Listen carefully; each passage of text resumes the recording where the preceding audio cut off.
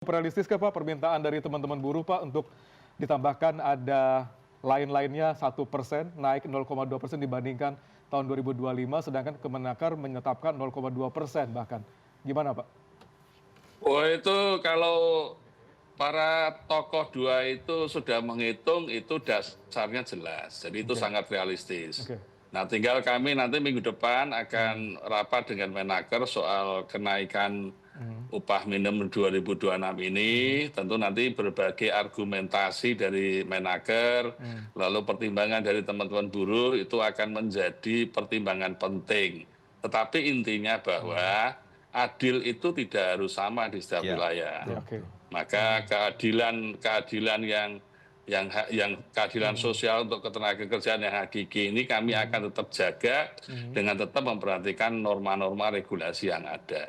Jadi ini kan Pak Menteri baru berpikir keras kan untuk memenuhi antara formulasi antara di satu sisi dia pasti memperhitungkan pekerja, tapi di sisi lain tentu dia akan memperhitungkan pemberi kerja atau perusahaan. Nah, titik temu itu nanti pasti argumen-argumen logiknya akan kami uji di Komisi 9. Tapi naik sekitar 7,2% itu tidak terlalu agresif ya Pak ya, kenaikan UMP ini? Saya kira tidak ya. Jadi apa yang disampaikan oleh Pak Timbul dan Pak Said tadi realistis ya. Dan memang standar upah minimum di Indonesia ini kan harus tetap kompetitif karena ekonomi kita juga sedang tumbuh dan diharapkan pertumbuhan ekonomi itu dapat dinikmati oleh para pekerja kita. Baik, Pak Said, mungkin akan direalisasikan tuntutan 1% lain-lain ini? Tuntutannya bukan 1%, indeks tertentunya 1,0%. Ya. Jadi ada 3 opsi yang kita tawarkan. Yang pertama kan 8,5% sampai 10,5%. Itu dulu kita di awal Agustus menyampaikan itu. Itu tawaran awal. Tawaran kedua tadi saya sudah sampaikan di 7,77%. Karena itu angka inflasi dan pertumbuhan ekonomi dari BPS sudah diumumkan.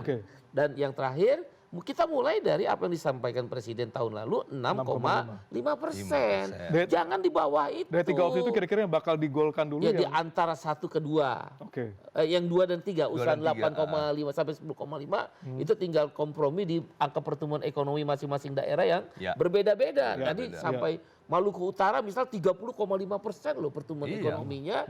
Dia bisa naik lebih dari 6,5% atau 7,77% di atas itu.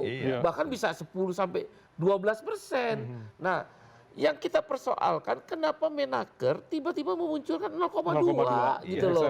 Padahal start awal tahun lalu dengan angka makroekonomi yang sama di inflasi dan pertumbuhan ekonomi harusnya startnya di 6,5% dengan indeks tertentu 0,8. Jadi diskusinya harusnya di situ. Itu yang membuat buruh meradang. Kenapa ditunda? Karena saya ancam mogok nasional. Saya udah ancam dari semalam. Kalau diumumkan 21 November, maka kita mogok nasional. Kita stop produksi dengan memberitahu secepatnya. Dan tanggal 24 November ini kita udah aksi besar-besaran. Kita udah umumkan itu dan sudah minta perizinan atau pemberitahuan dari kepolisian dan sudah dipersiapkan tanggal 24 ratusan ribu mungkin atau puluhan ribu buruh seluruh Indonesia akan aksi dan mogok nasional akan dilakukan kalau memaksakan kehendak dengan angka-angka tadi. Kalau dibilang akan terjadi PHK, mari kita lihat data 2024-2025 PHK terbesar itu di Jawa Tengah. Upah paling rendah sedunia akhirat di Jawa Tengah. Di planet Tata Surya, Jawa Tengah paling rendah. Kok terjadi PHK? Berarti tidak menjelaskan itu. PHK terjadi 2 faktor. Satu, daya beli yang menurun. Nah, daya beli yang menurun, Presiden Prabowo itu percaya benar harus dinaikkan dengan cara menaikkan upah sehingga menaikkan daya beli purchasing power, sehingga tadi Bung Timbul bilang menaikkan konsumsi.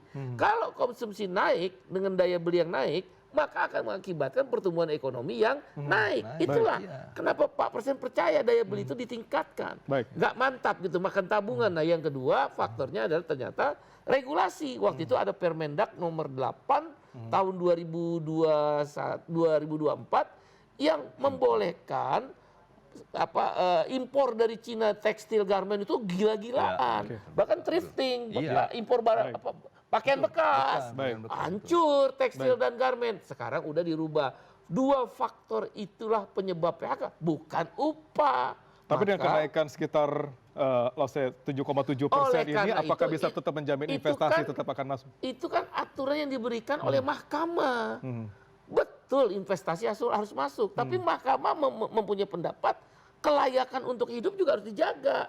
Jangan kita kerja miskin. Kerja hanya sekedar bisa membeli uang untuk makan saja 2 kali, tidak 3 kali. Kerja tidak bisa membayar uang transport, habis. Maka kata mahkamah juga harus mempertimbangkan hidup yang layak selain mengundang investasi. Nah, investasi akan datang kalau pertumbuhan ekonomi naik. Coba Anda, kalau pertumbuhan ekonomi satu negara 2%, mau masuk nggak investor? Nggak mau, kata investor, gua masuk. Siapa yang beli barang gua? Baik. Maka saya dulu nih. Presiden itu berpendapat daya beli.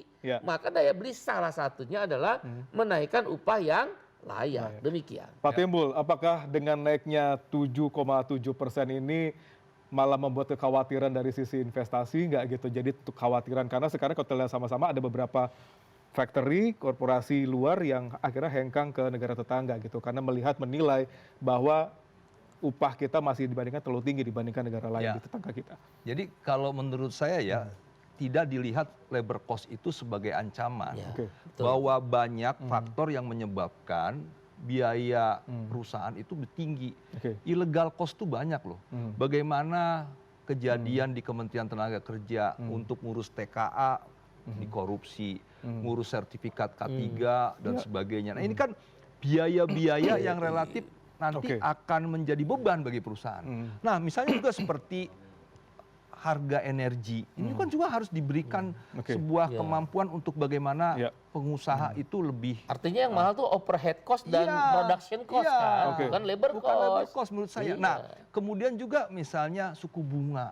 Suku bunga kita kan juga masih tinggi, net interest margin bisa 4%, 5%. Nah artinya kan pengusaha juga akan membutuhkan sebuah dukungan ya. Nah tentunya stimulus 8+4+5 yang dilakukan oleh kementerian, oleh pemerintah, itu kan juga menyasar kepada sektor-sektor padat karya. Bagaimana diskon kepada JKK, JKM-nya, bagaimana PTKP jadi 10 juta, kan gitu ya. Nah ini kan semuanya memang untuk mendukung, untuk menurunkan biaya-biaya. Dan akhirnya menurut saya, kalau ini terus bisa didukung, pengusaha harus kita dukung, bahwa ilegal tuh udahlah selesaikan lah, masa nggak bisa sih gitu ya. Nah dengan adanya mengatasi seperti ini sebenarnya upah itu nggak terlalu menjadi hal yang sangat ditakutkan.